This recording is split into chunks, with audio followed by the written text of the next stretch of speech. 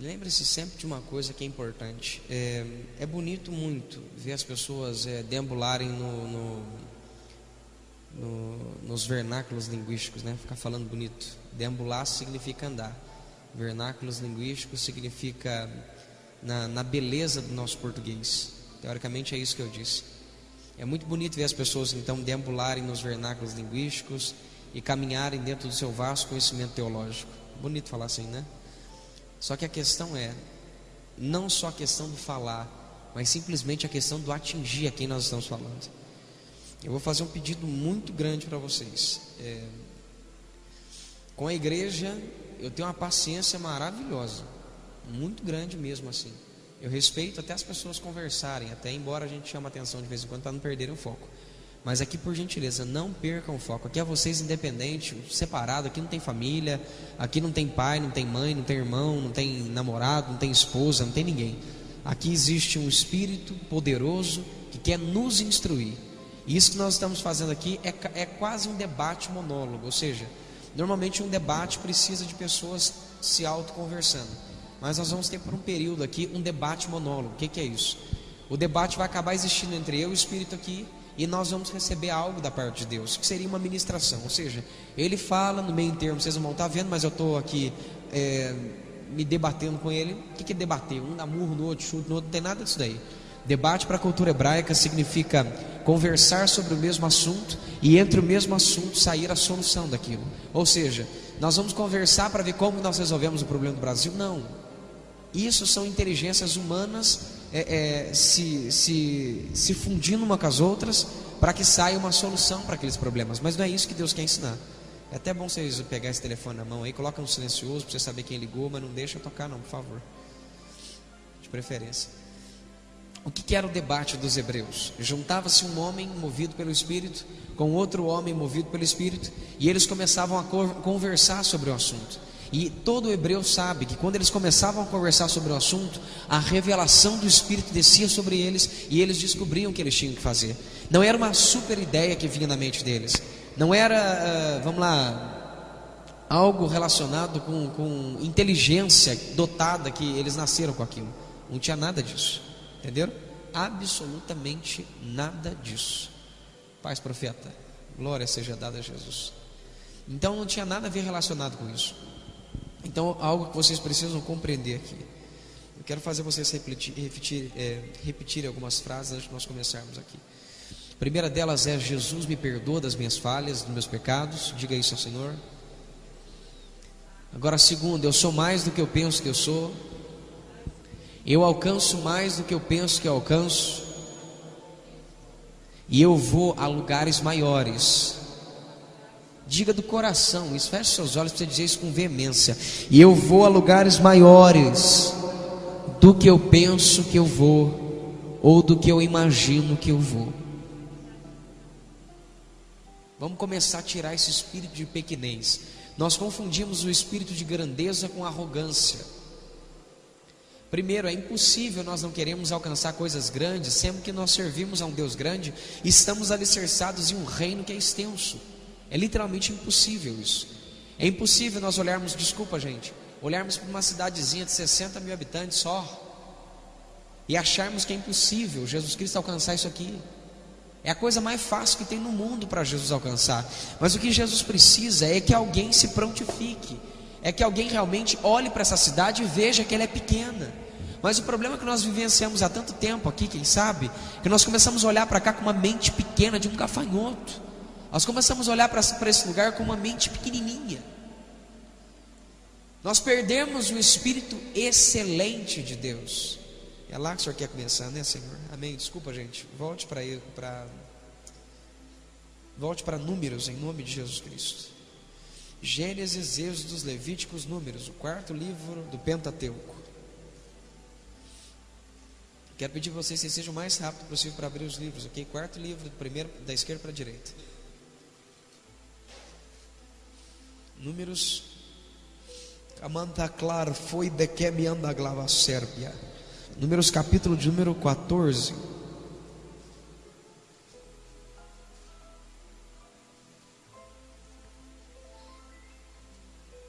Vamos fazer o seguinte: capítulo 13, 25. Antes de nós desenrolarmos isso aqui, vamos fazer uma leiturazinha rápida aqui. Está escrito assim, ó: ao fim de 40 dias, voltaram de espiar a terra. Presta atenção nesse desenho, ó. Voltaram de espiar a terra. Voltaram de espiar a terra. Engraçado, eu quero que vocês não tirem foco com nada. Preste somente atenção. Ou você coloca os seus olhos na Bíblia, ou vocês colocam os olhos no Senhor através da minha vida.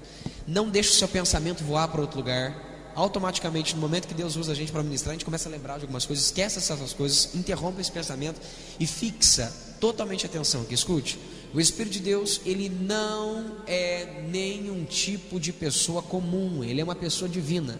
E para ele se relacionar conosco, ele não aceita a nossa condição humana. Ou seja, a nossa condição humana é mais ou menos essa: eu coço a perna e presto atenção no Senhor, eu coço o cabelo e presto atenção no Senhor, eu cruzo as pernas e fico cruzando, presto atenção no Senhor, eu fico olhando para a pessoa e presto atenção no Senhor. O Espírito Santo não aceita isso. Primeiro passo que a gente tem que fazer é se comportar como seres espirituais. Ou seja, um ser espiritual rende a mente, os pensamentos, as emoções, o corpo, a alma e o espírito 100% a Deus. Aí sim nós conseguimos absorver coisas que são espirituais. Porque certas pessoas em um culto comum e uma reunião de liderança, umas conseguem ir a revelações profundas da mensagem que está escutando e compreende a essência da mensagem, e outras não conseguem absorver coisas tão profundas assim. Por quê? Simples. É o nível que você está que vai ser partido a parcela do bolo para você. Aqueles que estão em espírito vão comer um suculento e um largo pedaço de bolo, mas aqueles que estão em um nível menor vão comer uma parcela mais fininha do bolo e uma fatia mais fina. Como assim, irmão Wagner? Isso significa que existem pessoas que estão em um nível maior? Você está determinando onde você está. Se você der 50% da sua atenção àquilo que Deus ministra, o que você acha que você vai comer? 100%? O que você acha? Você vai comer o que você deu. O quanto você se dá para Deus é o quanto você tem dele. Entenderam isso? Agora, se vocês renderem corpo, alma e espírito, mente, emoção e pensamentos ao Senhor, cativos a Ele, e dá toda essa atenção ao Senhor, tem uma coisa a dizer a vocês: o que é natural vocês vão entender também, mas vocês vão absorver tudo que é espiritual daquilo que nós vamos estudar aqui, ok? Então não deixa nada, esquece de tudo, qualquer tipo de coisa que possa existir. A única coisa que vocês não precisam preocupar, e eu vou fazer uma força aqui, é com o horário para a gente não estourar ele em nome de Jesus Cristo.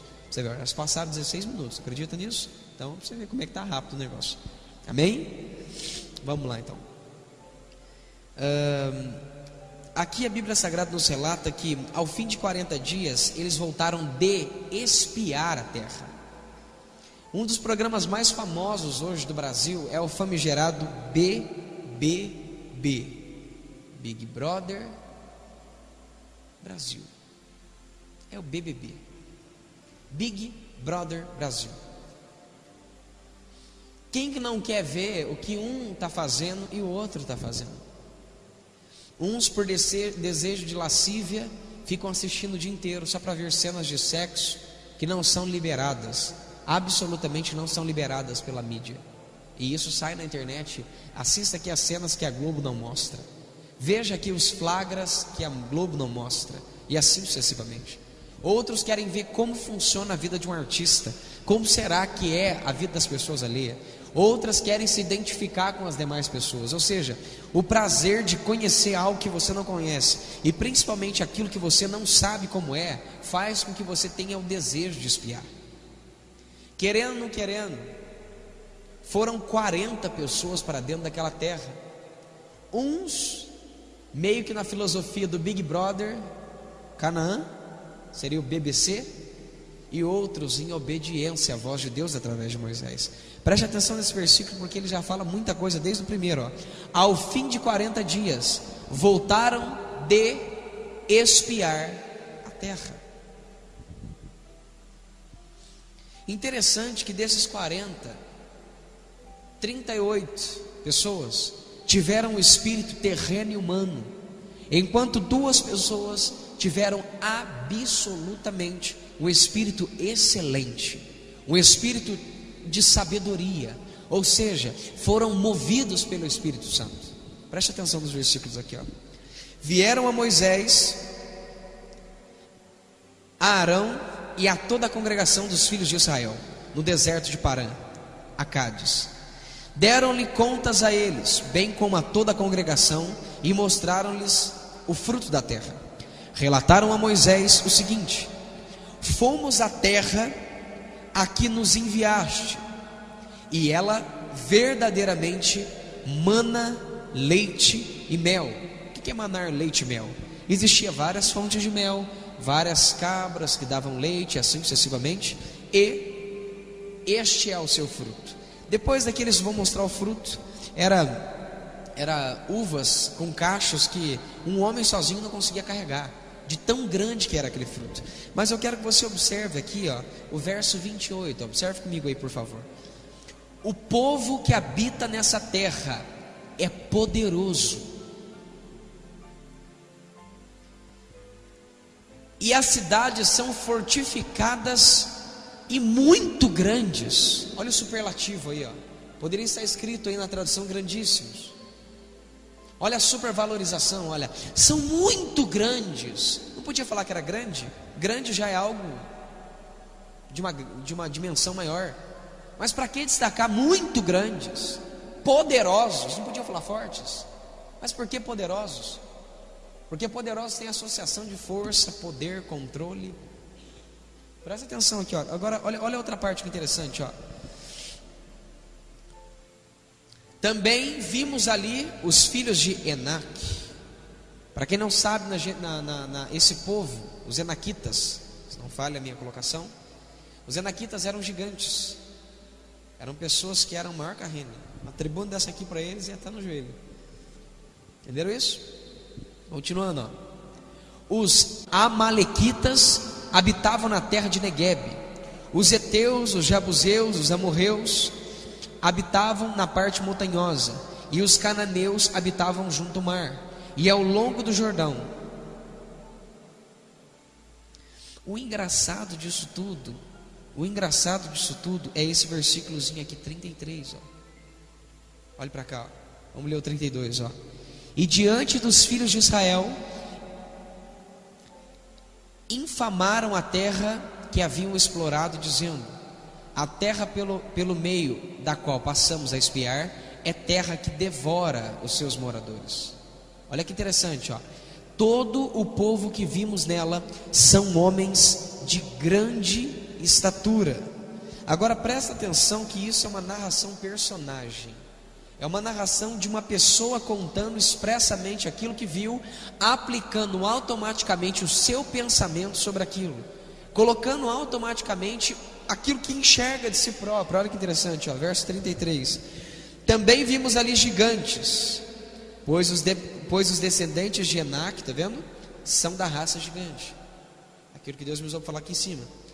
E éramos nós, olha a colocação dele si próprio, ó. E éramos nós, não é isso que está escrito aí.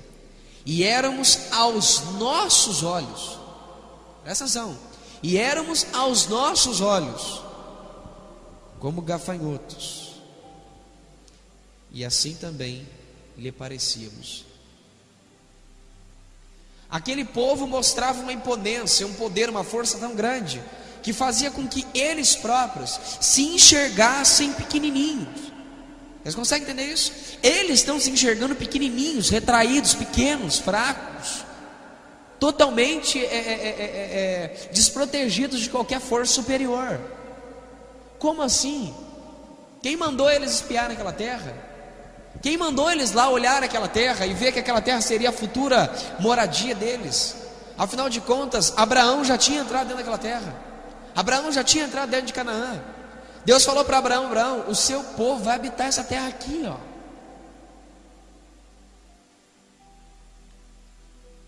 Verso 28. Mas o povo que habita na terra é poderoso, tem controle, posição, imponência. Olha que interessante.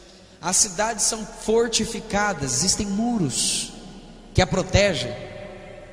Existem sentinelas e guardas que estão ali prontos para poder nos consumir. Olha que interessante. também vimos ali gigantes, e éramos nós aos nossos próprios olhos uma formiga diante de um elefante. Vocês conseguem entender isso? O porquê então, se era com todo esse relato dos espias, o porquê então que o Senhor Deus fez com que eles possuíssem essa terra depois? Afinal de contas, tinha uma força poderosa de um Deus sobre eles? Também. Mas Deus precisou de 2 homens para dar aquela terra a eles. Que homens eram esses, irmão Wagner? Simples. Verso 5 do capítulo 14. Você já vai falar quem é os homens, irmão? Ainda não, deixa eu te ler mais uma coisinha aqui. O grande profeta daquela época, 14:5. Acompanha comigo aí, ó. O grande profeta daquela época, Moisés, e o seu sacerdote, porque o meu Deus, a Bíblia Sagrada diz aqui, no Pentateuco, que Deus olha para Moisés e fala: Moisés, tu serás como Deus, e Arão vai ser seu profeta. Moisés estava destacado diante do povo como o próprio Deus. Loucura isso, né? Depois, Arão foi considerado o seu profeta. Agora vamos ver o grande ícone daquela época, o grande homem forte daquela época, se rendendo aos relatos, se rendendo às más notícias. Olha o que aconteceu com ele. Verso 5: Então Moisés e Arão caíram sobre os seus rostos perante todo o ajuntamento de Israel. Caíram no chão. Josué, filho de Naum, e Caleb, filho de Jefoné, dos quais espiaram a terra, rasgaram as suas vestes. Rasgar vestes é sinal também de indignação. Imagina você ver o seu líder, que todo o tempo que você o conhece desde criança, te guiou, e de repente aquele homem, por causa de más notícias, por causa da condição do tempo, por causa das pessoas e assim sucessivamente, ele simplesmente se joga no chão desesperado e não tem jeito de nós entrarmos lá. Verso 30 do capítulo 3: Então Caleb fez calar o povo perante a Moisés e disse: Subamos animosamente e possuamo-la em herança, pois certamente prevaleceremos contra ela. Agora vamos juntar os fatos. Caleb está aqui num canto, dizendo: gente, vamos lá, vamos levantar e vamos lá buscar o que Deus nos deu. Do lado de cá tem 38 cidadãos. Não, o povo parece um gigante. Vocês não lembram de Enaque? É tudo da família dele. É só gente gigante. Um daquele lá com um tapa derruba 5, outro tapa derruba mais 5. Existem muros e mais muros protegendo, sentinelas e assim sucessivamente. Vocês estão malucos? Vocês estão doidos? Nós nos sentimos gafanhotos diante deles, e eles o mesmo de nós assim o pensam.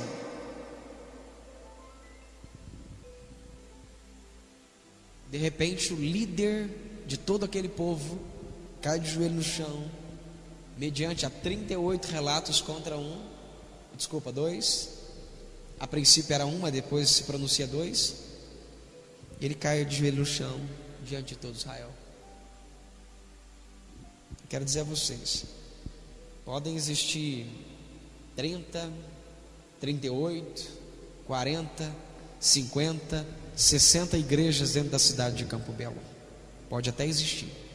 Mas uma coisa eu quero lhe dizer com muito carinho para essa liderança preciosa que está aqui: vocês não precisam estar juntos de 38 para dizer que Campo Belo está no pecado, vivendo prostituição, vivendo drogas e vivendo o inferno. Aqui embaixo com quem está lá em cima é mais forte do que 38 negativos gigantes da família de Enaque, e sabe-se Deus qual é a oposição que a terra pode oferecer. Absolutamente. Verso de número 8 do capítulo 14.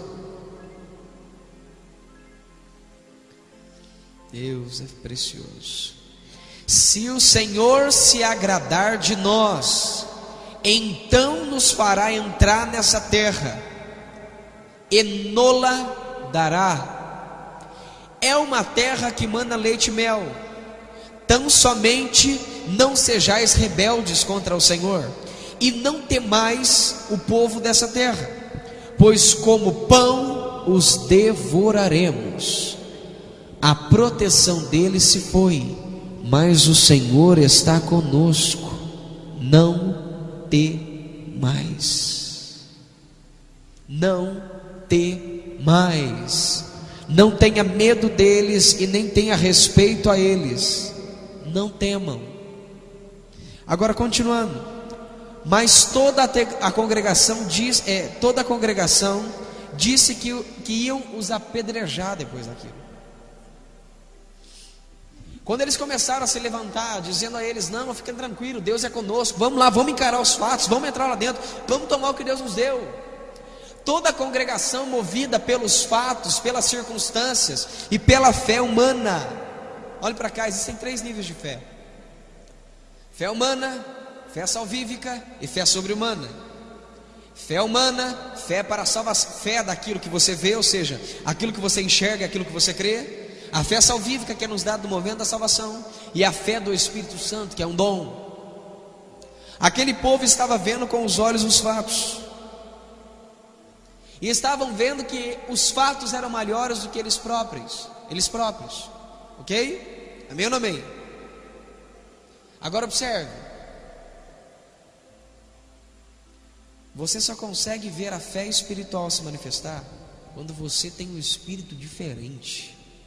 O espírito diferente aqui não está falando sobre ter um espírito metafísico dentro de você diferente. Está dizendo sobre ter uma motivação diferente. Está dizendo sobre ter uma visão diferente dos fatos. Está dizendo sobre o ponto de vista que você tem das coisas.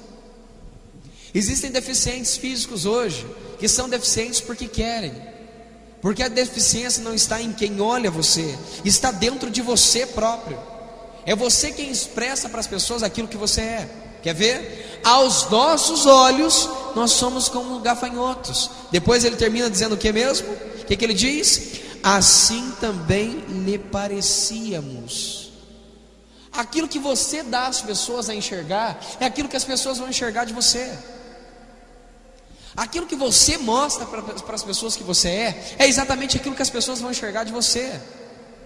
Tudo depende de um ponto de vista. Se você se enxerga um pobre, todos vão te enxergar como um pobre. Se você se enxerga o filho do rei, que é o Deus Altíssimo, todos vão enxergar você assim. Você é para as pessoas aquilo que você é para você. Você pode dizer isso agora? Eu sou para as pessoas aquilo que eu sou para mim mesmo.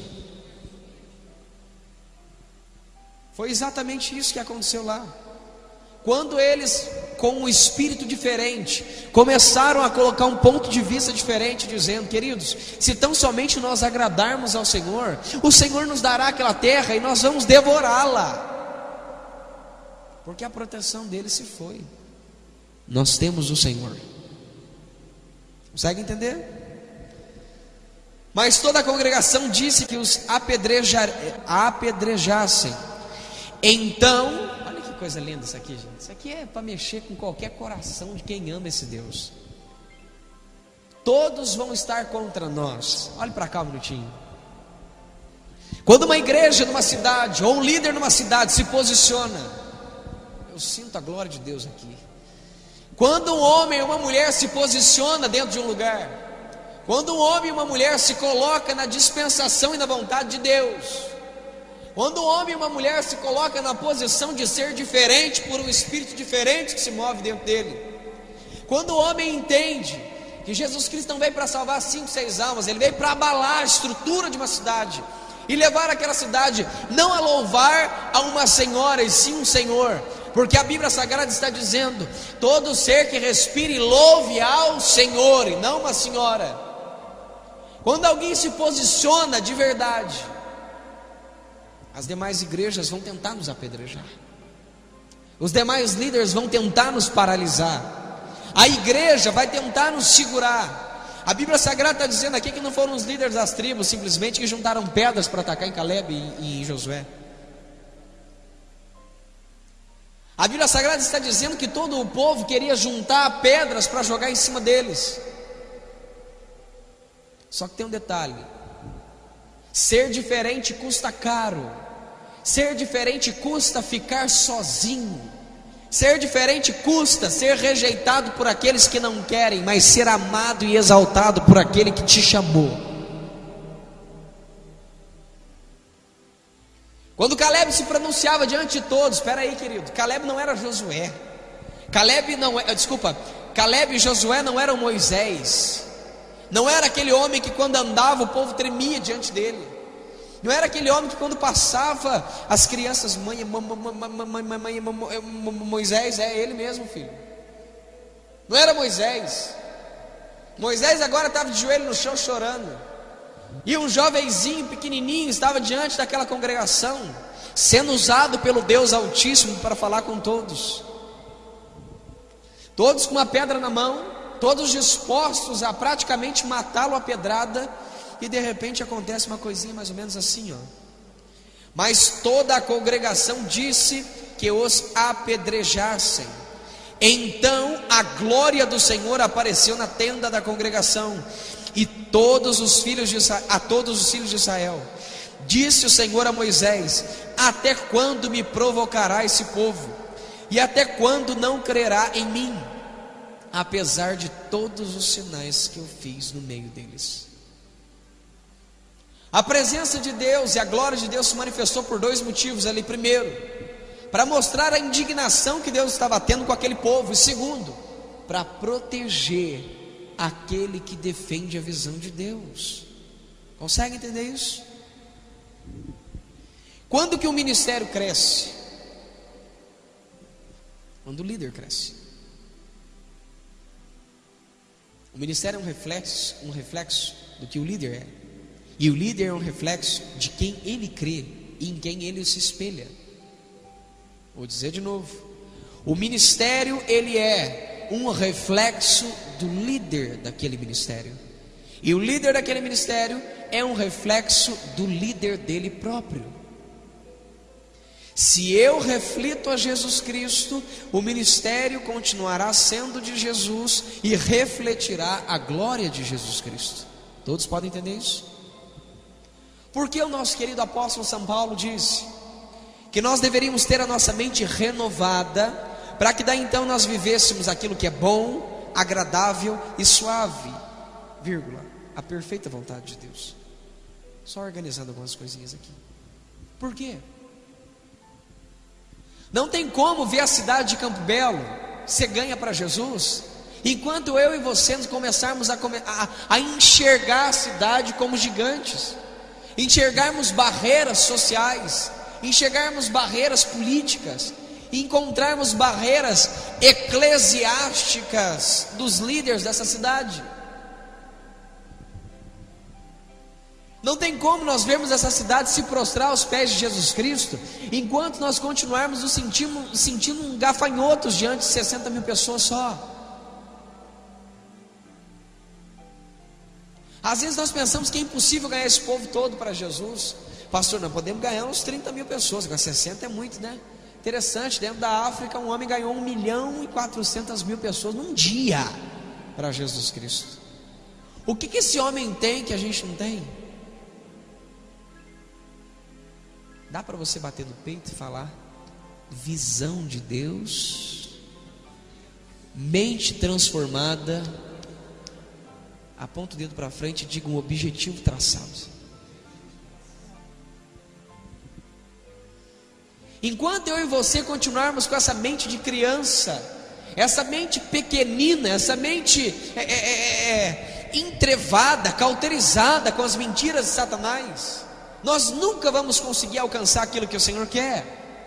Toda a credibilidade de Deus, presta atenção no que você está escutando agora, toda a credibilidade que Deus tinha com aquele povo foi jogada no lixo, mediante a um relato entristecedor de 38 pessoas.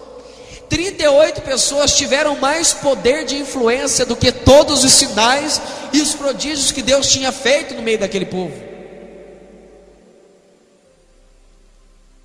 38 pessoas tiveram mais influência do que o Deus que criou as 38 pessoas, os céus e a terra e tudo que existe dentro dela. Você consegue enxergar isso, por favor? Será que as notícias dizendo que Campo Belo existe prostituição, que Campo Belo existe drogas, que Campo Belo não tem espaço para o evangelho, isso vai fazer com que Deus deixe de ser Deus? Será que no momento das pedradas a glória de Deus não vai aparecer? Eu tenho uma notícia para te dizer com muito carinho.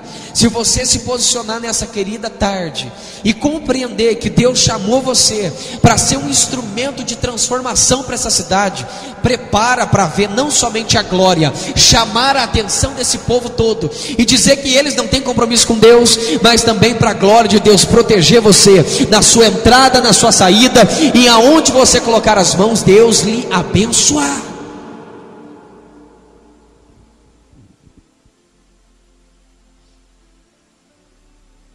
Enquanto nós continuarmos pensando pequeno, nós nunca vamos ver nada acontecer. Como o Espírito Santo disse, vamos falar um pouquinho de estatística. Quantas mil pessoas aproximadamente tem aqui? Cerca de mais ou menos 60 mil por aí. Dizem 60, outros 70, outros 80. Já chegaram a me falar até que tem 90 aqui. Mas uma das autoridades da cidade, quando eu morava aqui, me disse que aqui na cidade de Campo Belo tinha de 60 a 65 mil pessoas. Vamos ficar nesse número baixinho. Vamos lá? Quanto é 10% de 60 mil? 6 mil. Será que nós temos 6 mil cristãos aqui dentro da cidade de Campo Belo?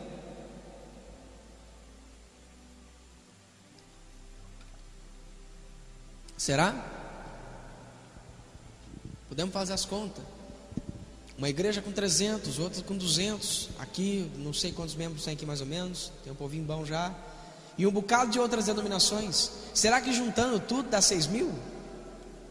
Será que dá? Será que dá? Quantas pessoas tem aqui? Vamos chutar que aqui tem, sei lá, vamos lá, vamos dar um chute aqui, 100 pessoas. Vamos colocar 100 pessoas aqui dentro.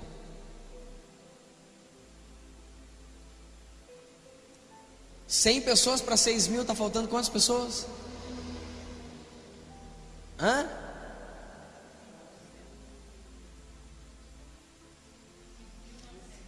5.900 pessoas. Isso para alcançar 10%. Nossa, mas está longe, agora está longe. Está vendo como que é a mente da gente? Está vendo como que o espírito de pequenez, mas será eu? Quem sou eu? Eu cheguei ao Senhor Deus, falei para Ele esses dias para trás, e a resposta dele foi curta, reta, não foi grossa, foi educada, foi amável, mas foi pontual. Pá! Eu falei assim: Deus, se eu falar para o Senhor que eu não pedi para que o Senhor me usasse, é mentira. Se eu falar para o Senhor que eu não chorei para que o Senhor fizesse alguma coisa, também é mentira. E se eu falar para o Senhor que eu não orei umas 500 milhões de vezes para que o Senhor fizesse uma coisa, também estou mentindo. Mas tá, depois que o Senhor começa a fazer as coisas, parece que a gente cai a ficha e a gente começa a fazer algumas perguntas para o Senhor. Eu falei: Deus, tu tem certeza? O que eu tenho para oferecer, Deus? Quem sou eu? Não sou filho de pastor, não tenho parente na minha família que é pastor. Se você brincar, acho que eu sou o único da família, se você brincar. Eu falei: Deus, quem sou eu? Eu não tenho nada para oferecer e não sou ninguém. Ele falou assim: por esse motivo, por você não ter nada para oferecer, não tem ninguém que eu quero te usar. Porque se você tivesse algo para oferecer e fosse alguém, você pode ter certeza que eu não escolheria você. Ou seja, tudo que você é e tudo que você tem é tudo que Deus precisa para iniciar uma transformação profética e profunda dentro da cidade de Campo Belo. Hoje parece que existem 24 anciões sentados aqui em cadeiras. Existem alguns anjos com batutas e realmente um cântico celestial. O próprio Deus está aqui, já começou a servir o chá. E nós estamos tendo um chá, conversando com Jeová, até rima, para nós vermos um projeto celestial, para vermos Deus virar essa cidade de cabeça para baixo. Só vai ficar grudado na cidade as almas os filhos e os servos de Deus. Aquilo que não presta vai cair, nós vamos varrer isso tudo de volta, vamos colocar a cidade de cima e vamos ver essa cidade não conhecida mais por idolatria, não conhecida mais por problemas sexuais, não conhecida mais por paganismo nem por ocultismo, mas conhecida pelo nome do Senhor Jesus Cristo, para a glória de Deus. Mas para isso precisa mudar a mente. Precisa literalmente mudar a mente. Abra comigo em Romanos 12. Bem rápido.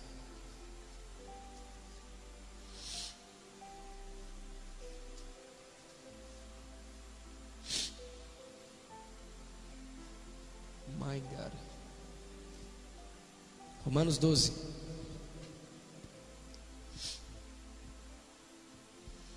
Portanto, rogo-vos, irmãos, pela compaixão de Deus, que apresentai os vossos corpos como sacrifício vivo, santo, agradável a Deus. Verso 1, que é o vosso culto racional.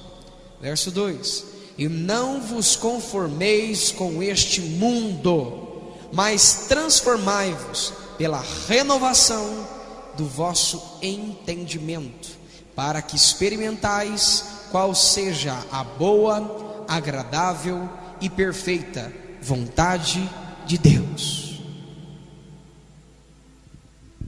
Renovação. Dr. Miles Monroe ensinou uma coisa muito bonita, e por muito tempo eu tive a mania de ensinar as coisas que aprendi com outros grandes homens de Deus através do Espírito, sem mencionar o nome deles. Eu não quero fazer isso mais. A glória é somente de um Deus, mas honra é dado para quem honra também.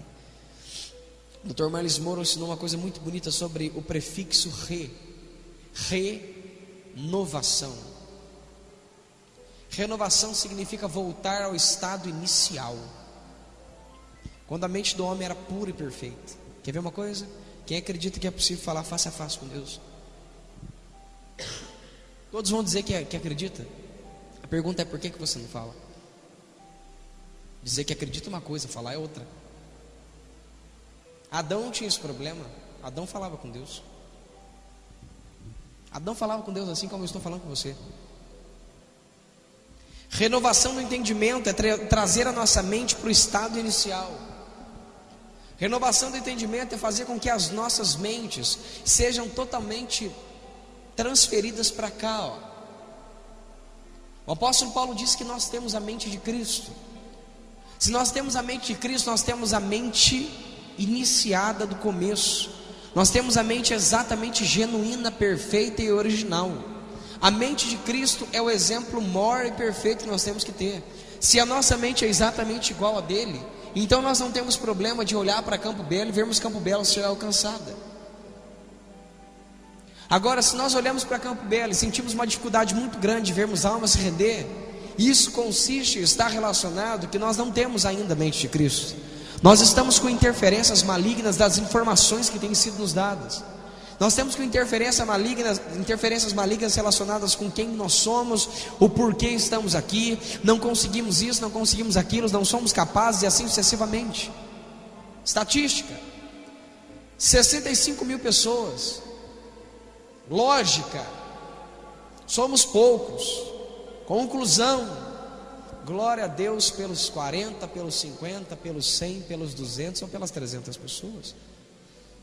Afinal de contas, Deus não vai alcançar Campo Belo só através de nós. Deus vai alcançar Campo Belo através das outras igrejas também. Afinal de contas, nós trabalhamos para o mesmo reino.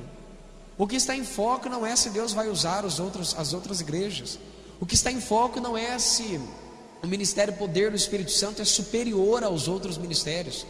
O que está em foco não é se nós somos melhores do que alguém, ou se nós representamos uma classe excelente, superior às demais classes. O que está em foco é que duas pessoas fizeram com que Deus entregasse a promessa para o povo de Israel, e essa promessa se alcançasse, se estendesse até o dia de hoje, até eu e você. Deus não usou 38 espias, e muito menos toda a congregação, nem o líder da congregação.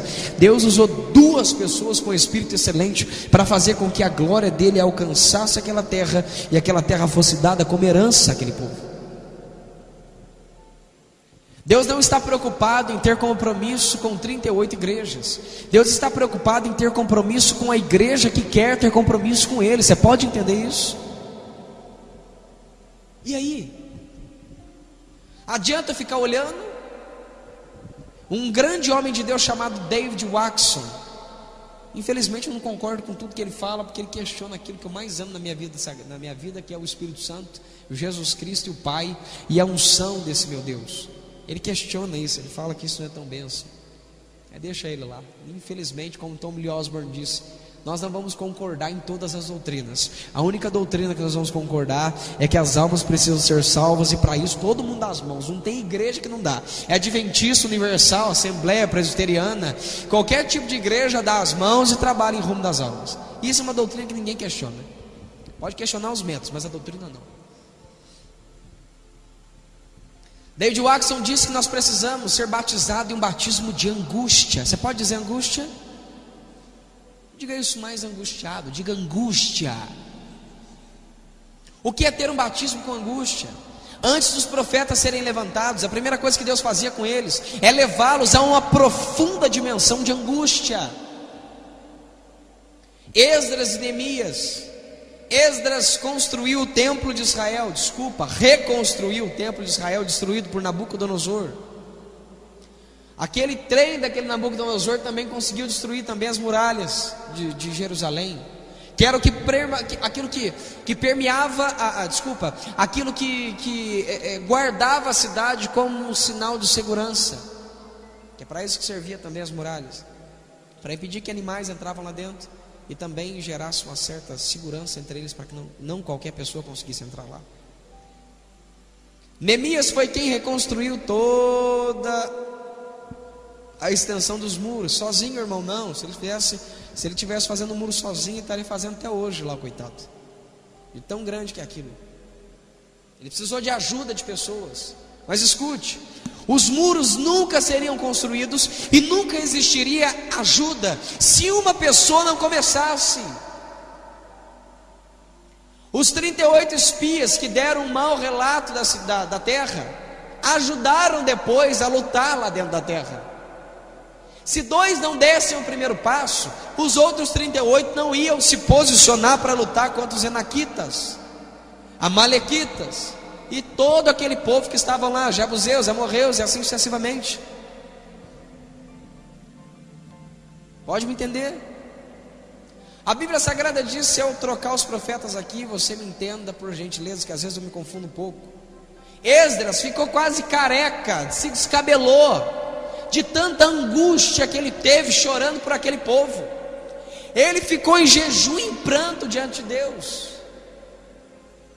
Neemias quase que a mesma coisa, rasgou suas vestes. Agora eu quero falar Neemias e Esdras junto. Eu vou usar os dois juntos, como se fosse uma única só pessoa. Eles em um batismo de angústia arrancaram a barba, rasgaram as vestes, arrancaram o cabelo, ficaram sem comer, sem dormir, se desesperaram por aquele povo.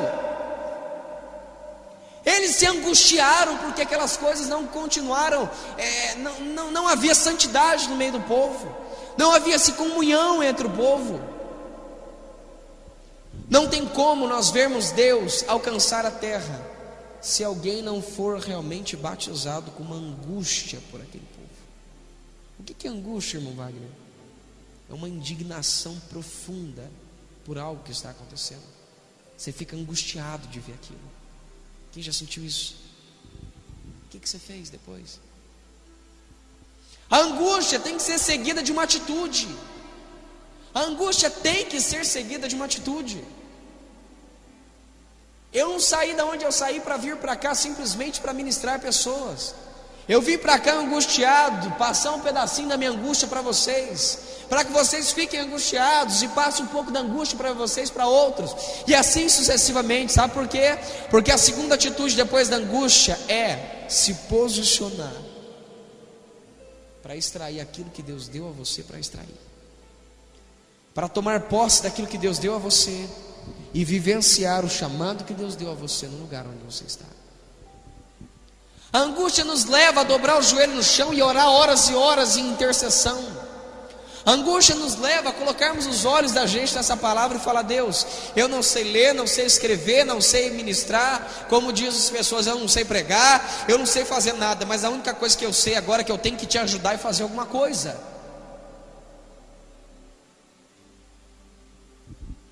Brigar, questionar, dizer que pastor é sem vergonha, fulano, isso aí qualquer um pode fazer. Só que ao invés de você pedir para Deus transformar as pessoas, falar: Deus, não deixa fulano fazer aquilo, Deus, não deixa ciclano fazer aquilo, troca a oração, fala: Deus, me transforma, me muda e faz com que eu faça alguma coisa. Eu não quero que o Senhor muda, não, eu quero que o Senhor me muda para que eu possa te ajudar a mudar as histórias e as estruturas. Se põe à disposição do Senhor para que algo aconteça. Hoje virou moda nós sermos cristãos. É tão gostoso entrar dentro de casa, dormir como um cristão sabendo que está salvo, sabe? Esquecendo que a salvação não depende simplesmente de você achar que você está salvo. Depende de atitudes. Mateus 10, 23, você precisa persistir até o fim, senão você é salvo, não. É tão gostoso nós entrarmos dentro de casa, sabemos que a nossa família é cristã, e esquecermos que não só a nossa família pode estar indo para o inferno, mesmo se sentindo cristã, porque a salvação não é sentimento, é dom de Deus, mas é um dom de Deus embasado à luz da palavra de Deus por atitudes também. É tão gostoso nós sabermos que acordamos, lemos uma bibliazinha, fazemos uma curta oração do Senhor: obrigado pelo dia, eu te consagro ele a ti, faça de mim a tua vontade, resplandece sobre mim a tua justiça, o Senhor é sobre mim, obrigado por me dar paz. E vai, toma o seu café, consagra o alimento, sai, almoça e continua com aquela vida de um fariseu religioso. É tão gostoso isso, não é? De noite lê uma bibliazinha sagrada, lê um livro de um grande pregador, se emociona vendo um ministro, se emociona ver um outro sendo usado, e vai daquele jeito, aquela bênção, e tudo bem, cumpri meu papel, afinal de contas, não mato, não roubo, não me prostituo. E nós esquecemos que negligência também é pecado. Eu acho que eu vou dizer de novo: nós esquecemos que negligenciar também é pecado. Nós esquecemos que quando o Espírito Santo quer que nós oremos e nós negligenciamos a oração, nós estamos em pecado. Quando Deus quer que nós preguemos o Evangelho e nós não anunciamos o Evangelho, nós estamos em pecado. Quando Deus quer que nós realmente venhamos a desenvolver a nossa vida à luz da palavra de Deus e não desenvolvemos, nós esquecemos que isso também é pecado. É pecado.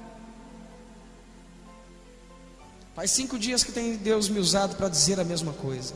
Algumas pessoas na Bíblia Sagrada tiveram 5 oportunidades, outras 4, outras 3, outras 2 e outras 1. Você sabe quantas oportunidades Deus te deu? Não sei. Uma certeza eu tenho: Deus está te dando mais uma. Segunda certeza eu também te tenho para te dar: eu não sei se existirá uma nova oportunidade. Então a oportunidade que Deus está te dando agora, agarra ela e abraça, porque pode ser a última que Deus está te dando, absolutamente a última. Pastor, e se eu não agarrar? Prepara-se para se viver frustrado para o resto da sua vida. A angústia nos leva realmente a ter comunhão com Deus verdadeira. A angústia nos faz a nos posicionarmos. A angústia nos faz a queremos ter santidade de dentro para fora. Quantas pessoas você tem influenciado por meio do Espírito Santo? Quantas pessoas têm visto a face de Cristo em você? Ou afinal de contas, as pessoas, tudo que elas conseguem ver é que você é um evangélico que está numa igreja e continua sendo a mesma coisa de antigamente? Será que as pessoas conseguem olhar para você e ver diferença? Acorda, moço. Será? Está na hora de eu e vocês nos posicionarmos para vermos as coisas de Deus acontecer. Existem 65 mil almas dentro dessa cidade. 65 mil almas dentro dessa cidade. Quantas pessoas cabem aqui na totalidade máxima? Acredito eu, 120 pessoas. É tudo isso que Deus tem. Mas é tudo que eu posso dar. Deus não está preocupado com o que você pode dar. Deus está preocupado com quanto você pode se render a Ele para que Ele dê através de você. Por enquanto você pode alcançar 120 pessoas, Deus pode alcançar 120 mil pessoas através de você. Em uma igreja como essa, pode-se existir um telão aqui, diga para quê? Porque vai existir uma filmadora ali, diga para quê? Porque vai existir uma transmissão online de um culto daqui, aonde não só 120 pessoas, mas também uma boa parte do mundo pode conhecer o trabalho que acontece aqui. Pessoas daqui, da roça, de outros lugares que têm qualquer tipo de acesso à internet, poderão estar sendo abençoadas através daqui. Os cultos podem estar sendo gravados e podem estar sendo utilizados como cultos diários em lugares aonde vocês não podem ir. As pessoas podem assistir cultos aqui e levarem DVDs lá para o final da roça, onde não tem como nem chegar direito, onde os correios não chegam, mas o evangelho tem que chegar.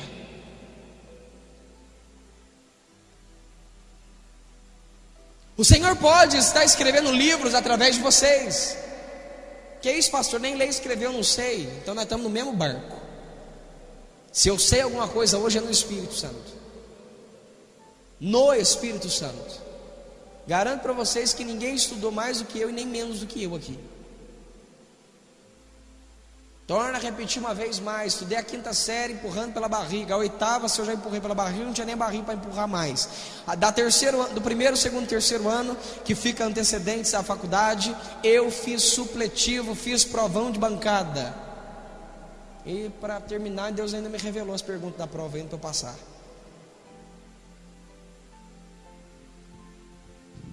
Afinal de contas, nós nos sentimos tão insignificantes, tão incapazes, tão imponentes com as coisas, que nós deixamos de entender que isso não é um defeito, isso é uma virtude. Mas é uma virtude que tem que ser entregada ao Senhor Deus, não ao diabo. Você é incapaz, glória a Deus. Você é impotente, louvado seja Deus. Você não pode, toda a glória seja dada a Deus. O problema é que quando nós juntamos essas preciosidades, essas pérolas, ao invés de nós pegarmos essas pérolas e darmos a Deus, nós pegamos essas pérolas e damos ao diabo. E a minha Bíblia Sagrada diz: não dei camanter clevoria meférbia, pérolas a porcos.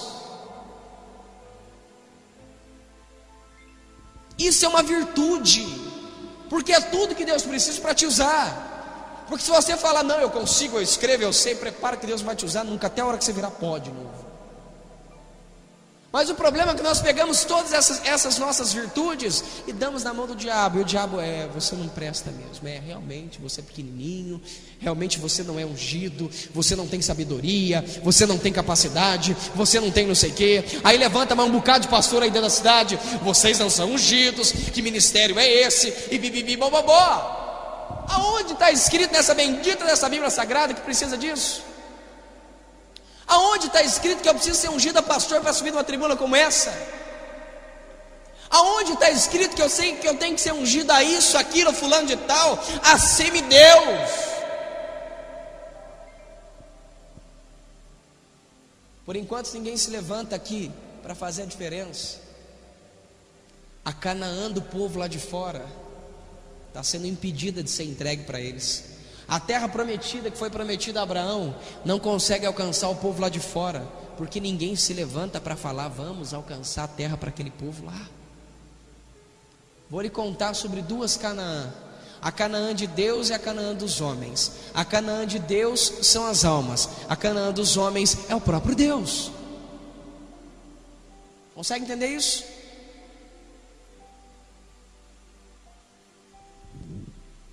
Sabe quando Deus vai aumentar a entrada financeira daqui?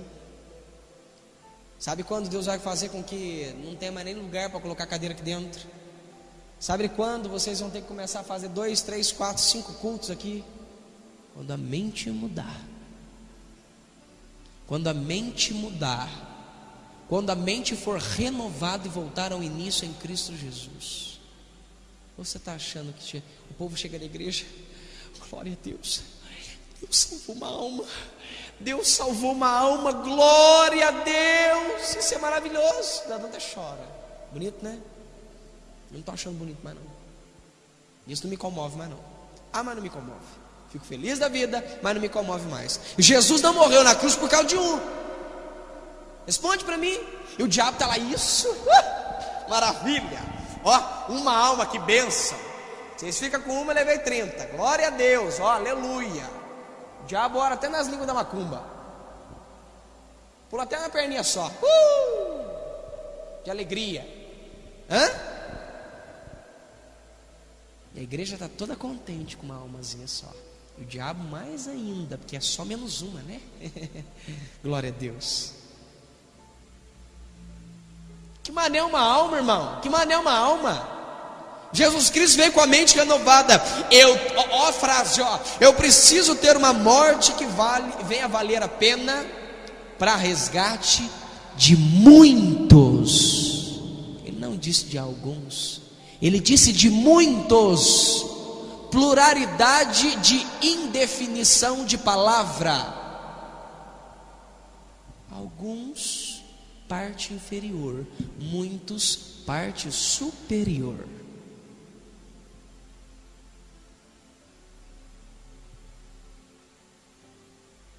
Consegue entender isso?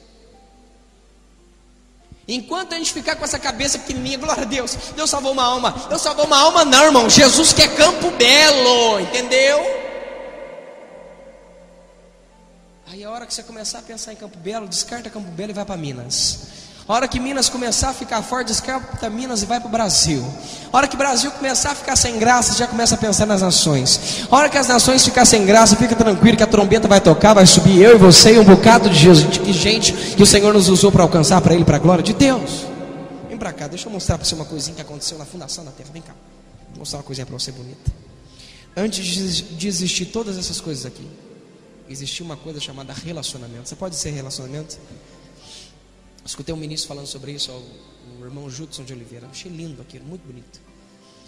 E Deus usava o irmão Judson para dizer justamente assim: que antes de todas as coisas existia um relacionamento. Um relacionamento entre o Pai, o Filho e o Espírito Santo. E estava lá o Pai e o Filho conversando. E eles conversando, de repente Jesus Cristo falou para ele assim: Pai, eu queria que esse povo que a gente está conversando aqui sobre criar eles, que eles pudessem ter o que eu tenho com o Senhor, que eles pudessem ser filho do Senhor como eu sou. Olha que coisa linda. Que eles pudessem sentir o amor que eu sinto, que eles pudessem ver a minha glória, que eles pudessem ver o que eu tenho com o Senhor, mas também não só ter. Imagina, por exemplo, assim, ó, vocês estão na sua casa, aqui existe pai, mãe e filho, todo mundo junto, e de repente vocês estão lá comendo uma pizza. Aí vocês falam assim, ó, vamos lá na rua, vamos lá buscar o mendigo, vamos lá buscar o mendigo Wagner. Aí vocês pegam o mendigo Wagner e botam o mendigo Wagner para morar dentro da casa de vocês. Só que nós não vamos colocar ele só para morar dentro de casa. Nós vamos dar a melhor roupa para ele, a melhor comida para ele. Agora ele não vai ser um hóspede aqui, ele vai ser um filho aqui dentro. E um detalhe, ele não vai ser só filho, ele vai participar das decisões da casa. Eu vou destruir esse povo, Moisés. Não, Deus, faz isso não. O que o povo vai pensar do Senhor? Faz isso não. O que Deus faz? Escuta Moisés.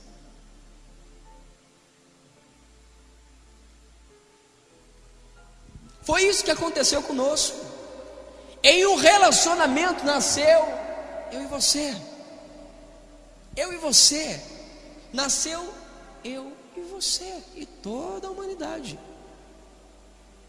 Através de um relacionamento. Jesus Cristo queria que todos pudessem ver a glória dele, ter o que ele tinha e se relacionar com Deus. O que isso é importante para mim e você entendermos? Simples. O Senhor nos chamou para sermos seres que se relacionam com Ele. Para quê? Todos aqueles que se envolvem com Deus, ou seja, Jesus disse, aqueles que estão comigo se tornam um comigo.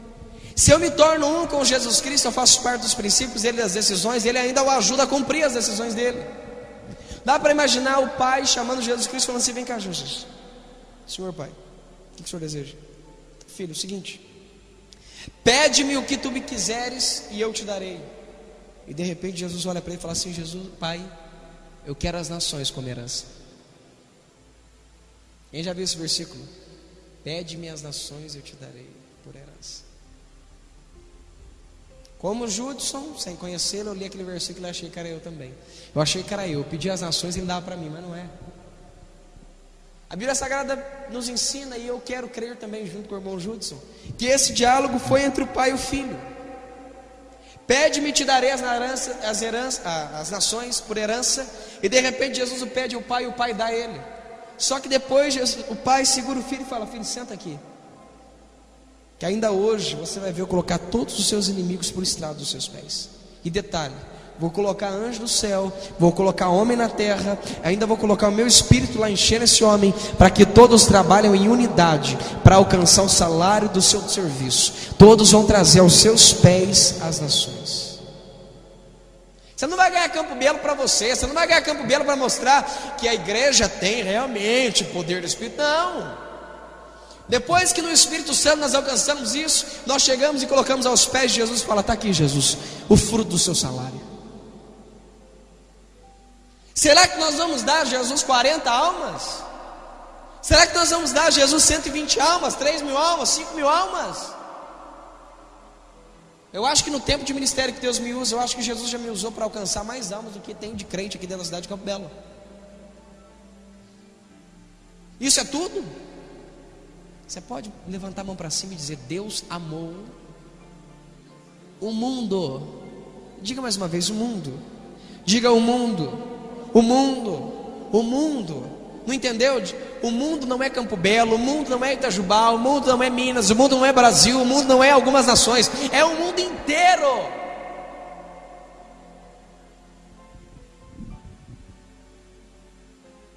Fica de pé um pouquinho, vai.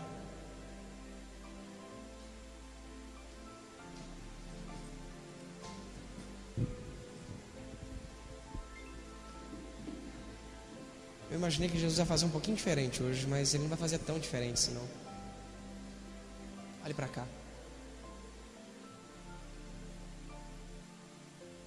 Desperta. Desperta. Só faz a diferença quem é diferente. Diferente você já é. Por que eu não faço a diferença? Porque você não quer agir como quem é diferente.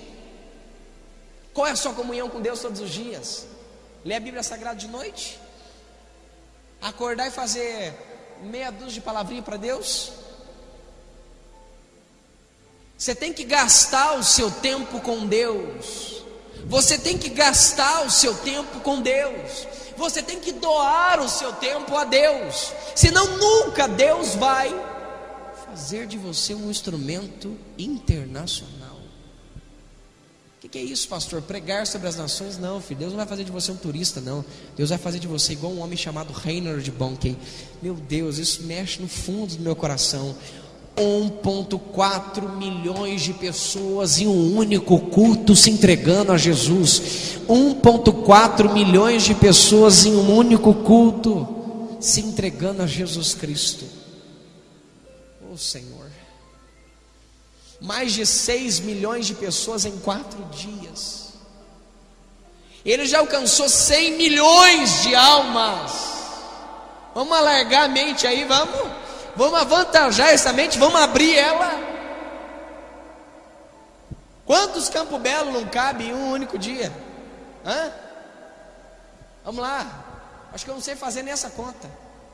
Eu sei que 6 são 12. A cada 100.000 almas dá 2 cidades aqui, pelo menos. Pelo amor de Deus. É chão. Está por aí. Mas pastor, eu trabalho, pastor, eu tenho filho, pastor, eu tenho escola, pastor, eu tenho responsabilidades, pastor, eu tenho conta para pagar. Querido, você não entendeu que a estratégia de Satanás é essa? Estava hoje o Espírito de Deus me usando para escrever um texto justamente sobre esse. A estratégia do diabo é tirar seu foco de Deus. A estratégia de Satanás é tirar o seu foco de Jesus Cristo. Levantou um abençoado, um jovem aí que canta, um tal de Luan Ribeiro Santana, esse trem aí, Justin Judaí Bear, sei lá o nome do cidadão, não sei nem falar o nome do infeliz. É infeliz porque não conhece Jesus. Oxalá que o Senhor converta esses dois bonitos aí. As jovenzinhas e as juventudes hoje estão idolatrando aquele povo. O problema está na idolatria, pastor? Não. O problema é que o que o diabo queria, conseguiu. Prendeu uma geração com os olhos em um homem só, sendo que toda aquela geração continuaria devendo estar com o foco em um homem só. Mas esse homem não é mais terreno, ele ressuscitou e está à destra do Pai, intercedendo por nós. Essa é a estratégia do diabo.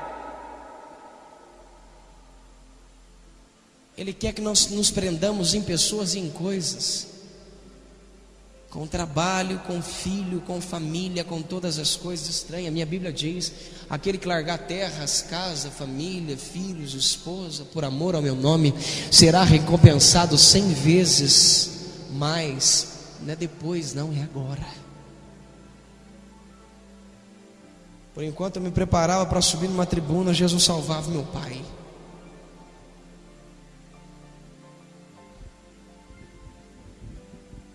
Jesus sabe o que Ele faz com a minha família e com a sua. Essa é a estratégia do diabo: dizer para você maus relatórios e convencer você que você não tem tempo, entendeu? O diabo sabe que ele só tem uma oportunidade com você. O diabo sabe que Hebreus 9:27 é real. Ao homem cabe uma única só vida. Ao homem cabe uma única só vida: morrer e ser julgado. O diabo sabe disso. Por isso ele fica falando para você que você não tem tempo. Por isso ele fica arrumando 10 milhões de coisas para você fazer. Por isso ele fica dizendo para você que você não pode, que você é insignificante. Por quê?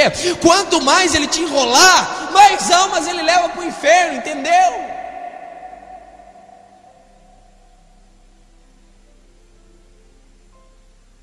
Hoje parece que nós não somos ninguém. Hoje parece que nós não somos uma arma nas mãos de Deus. Posso lhe contar um segredo? Foi tudo que o diabo conseguiu durante anos para fazer você pensar nisso. Mas não é assim que Deus te enxerga. Deus não te enxerga como uma arma fraca, podre, destruída, que não consegue nada. Deus não te enxerga como um pecador destruído e arrebentado que não pode nada. Deus te enxerga como uma tremenda arma atômica contra o inferno. É assim que Deus te enxerga. O que você prefere? Escutar o que o diabo diz de você ou o que Deus pensa de você? Feche os seus olhos um minutinho.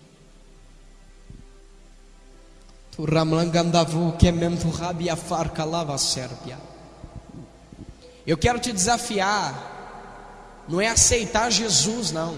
Isso aí você já fez. Eu quero te desafiar a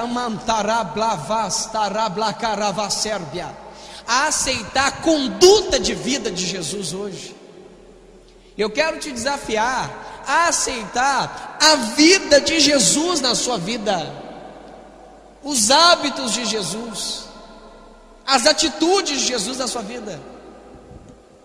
Eu quero te convidar a mudar de vida de verdade, a perder o prazer de dormir, a perder o prazer de descansar, de comer, a perder o prazer de fazer qualquer outra coisa. Eu quero te convidar a perder o prazer em qualquer tipo de coisa que seja natural.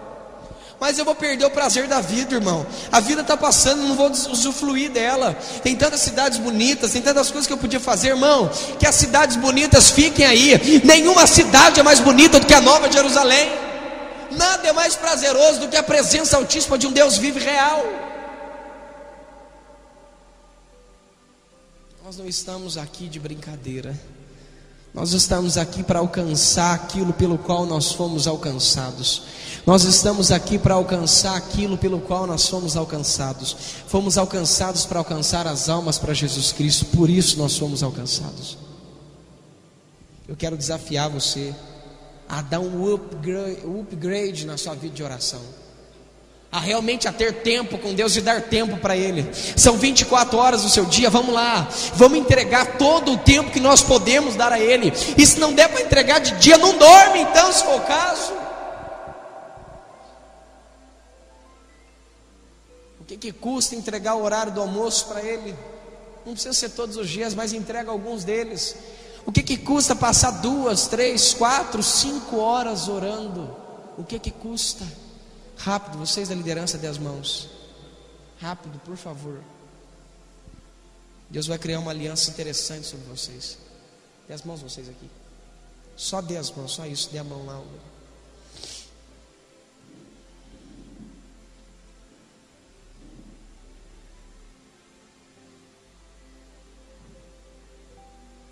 vou fazer vocês confessarem uma frase que vocês nunca mais vão esquecer delas. Feche os olhos e diga: a minha vida é assim.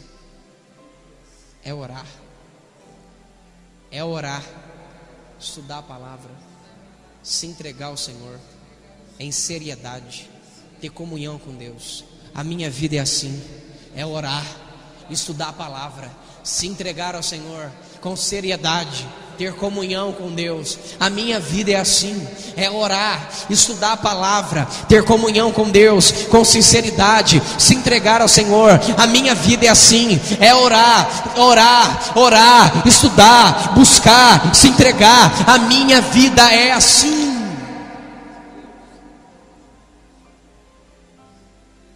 Foi para isso que você nasceu. Você consegue entender? Paulo disse: os meus sofrimentos leves e momentâneos estão produzindo para nós uma glória excelsa, infinitamente maior do que aquilo.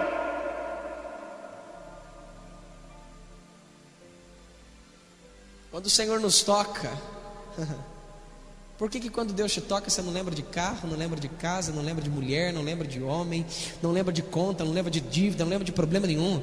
Por que quando o Senhor te toca você não lembra de viagens, não lembra de nada? A única coisa que você sabe é que Deus é infinitamente melhor do que qualquer tipo de coisa. Por quê? Aí quando o Senhor para de te tocar, você já começa a pensar em outras coisas. Será que é mais prazeroso tomar um sorvete ou buscar a face de um Deus agradável, de graça? É tão bonito nós vermos as pessoas serem usadas, não é? Não é bonito vermos Deus revelar as coisas, curar pessoas, tocar pessoas, não é bonito? Mas a gente tem que entender que é cobrado um preço para aquilo, isso não cai de paraquedas. O que acontece no altar é um reflexo do que você tem com Deus. O que acontece com você na igreja é um reflexo do que você tem com Deus no seu encontro com Deus lá no oculto.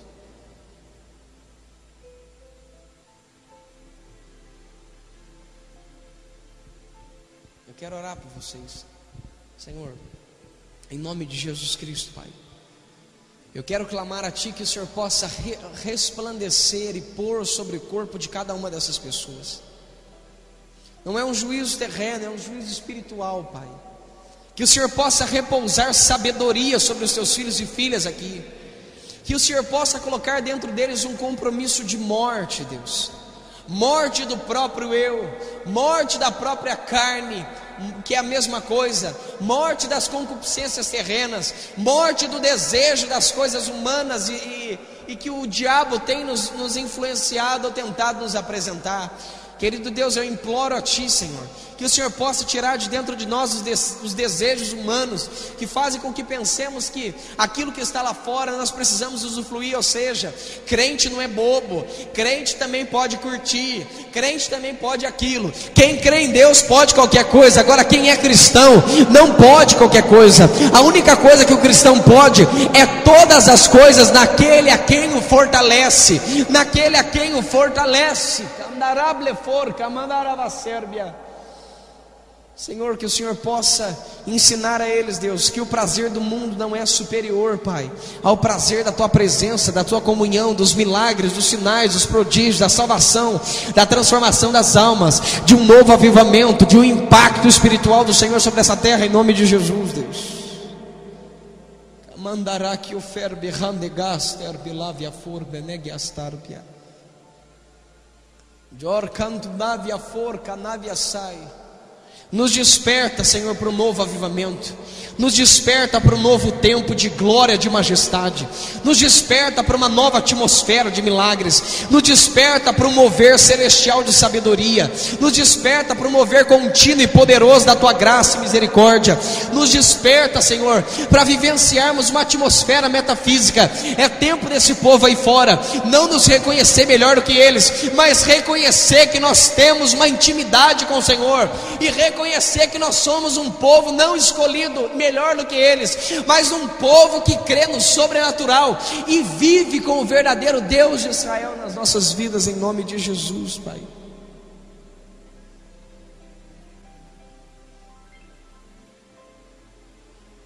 Fiquem de joelho no chão, por favor. Se você acha que você não tem dom nenhum, então você se joga aí.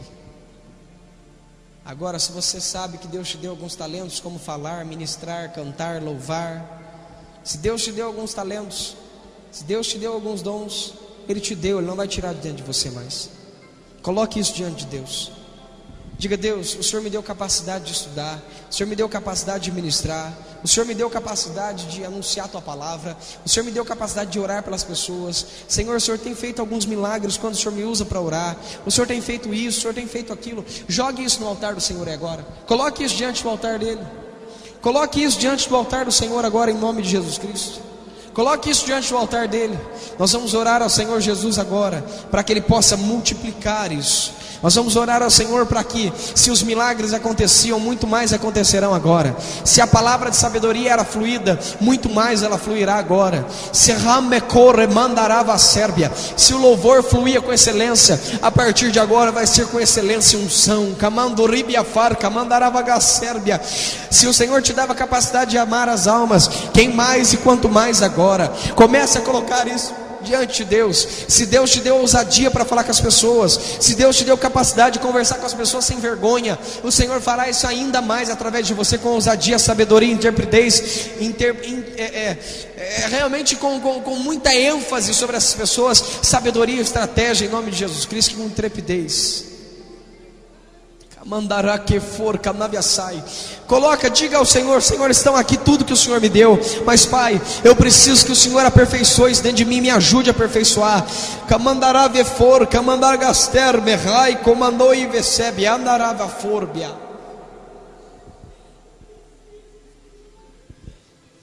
Hoje não é uma reunião comum.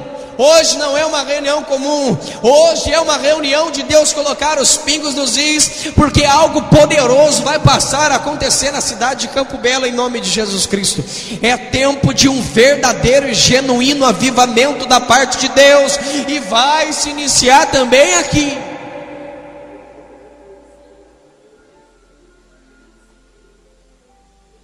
Remember swimem tai fonemegas tomera Diubium membas turbiam begasso mentulabia fabia nekentui benegafar comarranco neviasso nentai shormian gamangane romegas tumira tu menclando fementai cantui ben fendelegi estar menturo ben fogastarbia.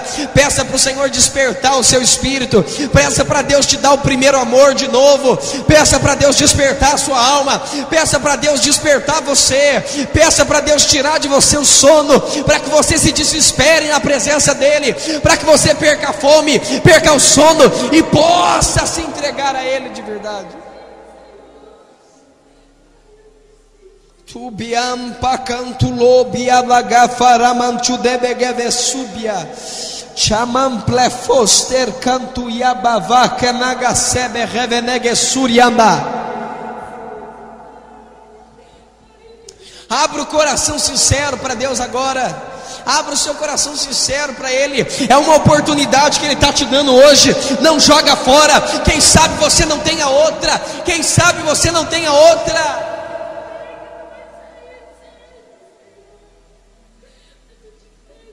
Choplafa kote perevenega cheve romekunda rable fasuria.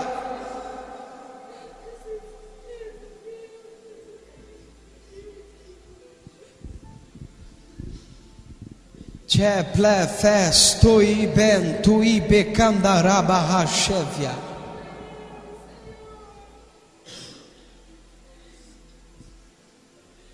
Engrandecido seja o teu nome, Jesus.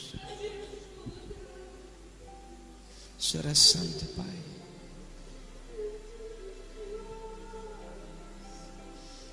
Olhe para cá, queridos.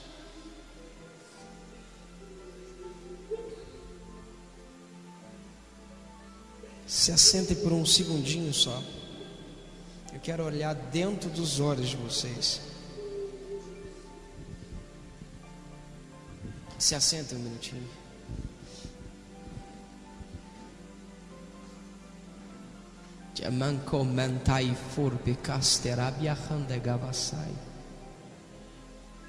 O que você acha que Deus te chamou para ser usado? Eu sei que o Senhor está tocando você. É por isso que Ele me pediu para levantar você. Que agora você tenha ousadia. O que você acha que Deus te chamou para fazer para Ele? que você acha? O que você acha que Deus chamou para fazer? Vamos colocar coisas em prática aqui. Deus chamou para ensinar a palavra de Deus. Então, a partir de hoje, coma a Bíblia Sagrada, estude livros, se vira, passa a madrugada estudando, passa o almoço estudando, não aparta os teus olhos dessa palavra, come ela, leia, se interesse, compre livros, invista em você, compre biblioteca, compre enciclopédias, faça alguma coisa. Pastor, eu não tenho dinheiro para comprar, então se desdobre em cima dessa Bíblia, empreste livros, faça alguma coisa para ensinar, e arrume pessoas para você ensinar. De que jeito? Pastor, eles não vêm atrás de mim. Vai você atrás deles. Antes das pessoas irem até Jesus, primeiro Jesus foi atrás delas. Primeiro você corre atrás, para depois as pessoas correrem atrás de você. Bata na porta da casa, ministra, encontra fulano, ministra. O problema que você vai ter vai ser de segurar a boca, porque o resto você não vai ter problema nenhum. Todo ser que estuda sempre tem algo para derramar. Dubia flame contuibia vasebia. É louvor, é. Escute hinos incessantemente, procurem os verdadeiros louvores de adoração ao Senhor. Estude música, preste atenção, tente imitar, cante, louve, faça tudo que for necessário. Viva o louvor, respire o louvor, viva em adoração, viva para adorar, viva uma vida de adoração, viva uma vida contínua. Adore ao Senhor, ore acerca disso, busque acerca disso, procure as revelações, escute quem ministra sobre isso, viva a sua vida acerca disso. A sua vida é ministrada. Estude, louve, busca, aprenda, exorte, repreenda, seja exortado, seja repreendido. Estude, escute ministrações uma atrás das outras, aprenda, se interaja, preste atenção nos segredos dados à luz da Bíblia Sagrada, se envolva, tenha tempos e tempos e tempos e tempos de oração. Isso serve a todos. A Bíblia diz que nós devemos ter uma oração sem cessar.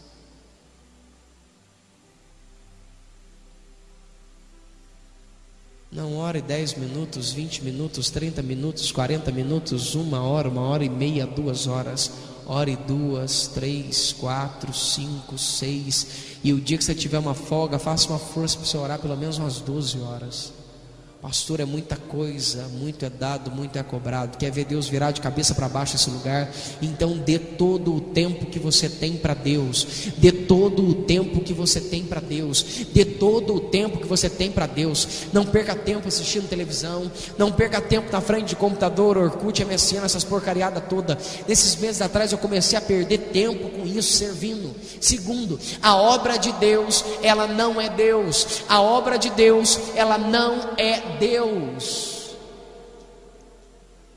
Conversava eu ontem com os irmãos e eu disse a eles: dá para imaginar Deus com ciúmes da sua própria obra? Porque a igreja hoje, na maioria das vezes, dá mais atenção para a obra do que para Deus. Sabe por quê? Trabalhar na obra é mais fácil do que se relacionar com Deus. Trabalhar na obra é mais fácil do que se relacionar com Deus. Subir aqui, pegar o microfone e falar as coisas é mais fácil do que se relacionar com Deus. Ir na casa de uma pessoa, visitar ela e falar aquilo que você já sabe é mais fácil do que se relacionar com Deus. Agora, descobrir coisas novas, buscar, jejuar e se entregar nas mãos do Senhor é mais difícil. Por isso o reino dos céus é conquistado à força, e os covardes não entram dentro desse reino. É muito mais fácil entregar um panfleto do que orar para Deus te ensinar a escrever um panfleto. É muito mais fácil falar de Jesus Cristo para quem nunca escutou de Jesus do que entrar dentro do quarto e escutar a própria voz de Jesus. Às vezes gastamos 20 dias nos esforçando para alcançar alguém, ao invés de gastarmos os 20 dias com Jesus e só de abrirmos a boca depois desses dias alcançarmos alguém para Cristo. A Bíblia diz que sempre que Jesus ministrava, ele se afastava para um canto e tirava longos momentos de oração. ao ponto dele andar e as pessoas acharem que era um fantasma. Por quê? Porque ele brilhava a glória do próprio Pai.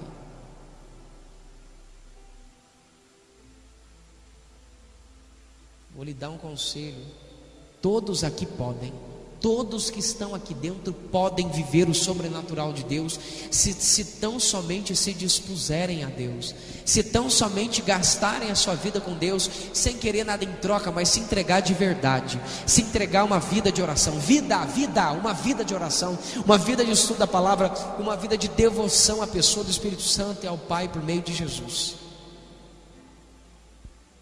Agora, se não quer, dá lugar para quem quer. Dá lugar para quem quer. Pastor, mas é Deus que não quer. Deus quer e está dando oportunidade para todos. Depende de você e de mim, não depende mais de Deus. Depende de nós nos dispormos na presença de Deus. Você pode dizer isso depende de mim, não depende de Deus. Você escolhe o que você quer dar para Deus.